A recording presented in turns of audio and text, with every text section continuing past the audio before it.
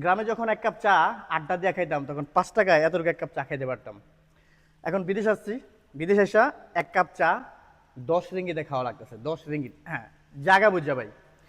আমরা এখন এই যে এয়ারপোর্টের ভিতরে কাজ করতেছি, যেহেতু কুয়ালালামপুর কেলাই দোয়াতে আমরা কাজ করতে, সরি কেলাই সাদুতে কাজ করতেছি, মানে 1 নম্বর এয়ারপোর্টে। তো এখানে জিনিসের দাম কিন্তু বেশি। এখন বেশি হিসাব করলে কিন্তু আপনার জীবন চলবো না।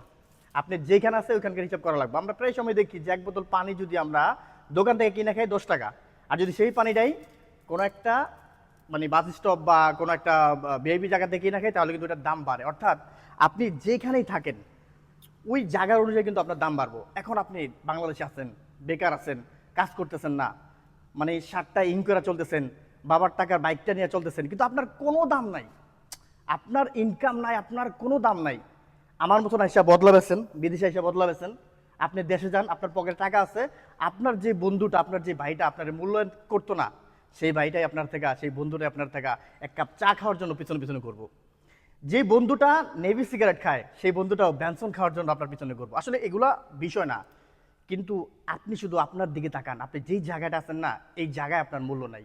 আপনার জায়গাটা আপনি পরিবর্তন করেন, আপনার চেষ্টাটা আপনি ঠিক মতন সঠিক জায়গায় কাজে লাগান, আপনার মূল্য অনেক বাড়বো। আমি আমার ব্যক্তিগত জীবন থেকে অনেক কিছু শিখছি।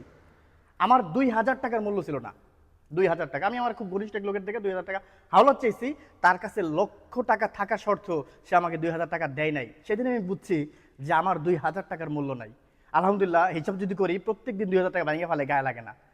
কারণ জায়গা অনুযায়ী আপনার মূল্য বাড়বে। আপনি আপনার নিজেকে পরিবর্তন করেন, আপনার আশপাশের সব কিছু পরিবর্তন হবে। এই শরীরের ময়লা কিচ্ছু আসে যায় না। আপনি ফুটপাতে ব্যবসা করবেন, কিচ্ছু আসে যায় না। আপনি ভাবতেছেন ফুটপাতে ব্যবসা করলে আপনার কোনো মূল্য থাকবে না। আরে ভাই, আপনার পেটে ভাত না থাকলে কোনো মূল্য নাই, আপনার কেউ মূল্য দেব না। আপনার শরীরে যদি ময়লাও থাকে, পকেটে যদি টাকা থাকে, আপনার মূল্যর শেষ নাই। বর্তমান বাজারে একজন চোর, আপনি জানেন গ্রামের সে চোর, তার পকেটে টাকা আছে, তার মানুষ সালাম দেয়, মসজিদের ইমাম তারও সালাম দেয় না, কারণ টাকা নাই। তো যাই হোক, আমি বলবো আপনি সৎ পথে টাকা উপার্জন করেন, আপনার রাস্তা পরিবর্তন করেন, আপনার জায়গা পরিবর্তন করেন, ইনশাআল্লাহ আপনার জীবনের সব সমস্যার সমাধান হয়ে যাবে। ভালো থাকবেন। আসসালামু আলাইকুম।